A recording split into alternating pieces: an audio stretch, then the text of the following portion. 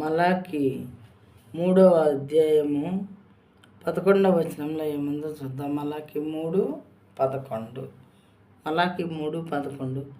I will rebuke the devourer for you.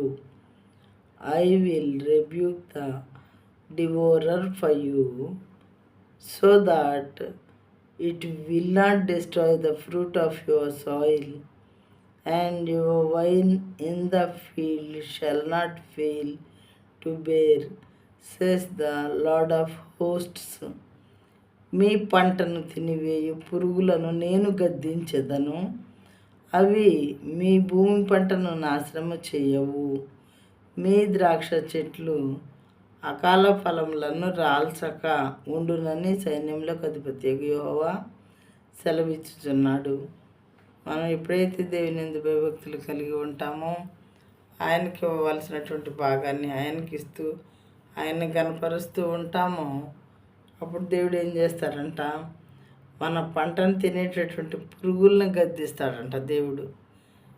నా బిడ్డ అన్ని విషయాల్లో సక్రమంగా ఉంటూ ఉన్నది, మీరెందుకు వాళ్ళ చేలోకి వచ్చారు, వాళ్ళ ఆకులు తిని వాళ్ళ పంటను పాడు చేస్తున్నారని వెళ్ళిపోండి అని గద్దిస్తారంట దేవుడు. వెళ్ళిపోండి, మీ పంటను తినివేయి పురుగులను నేను గద్దించదను, అవి మీ భూమి పంటను నాశనము చేయవు.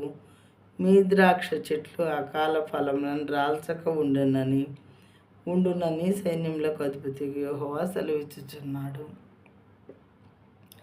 ఈ భూమి మీద ఆయన సృష్టిలో ఏది జరిగినప్పటికీ దానికి కారణం దేవుడే.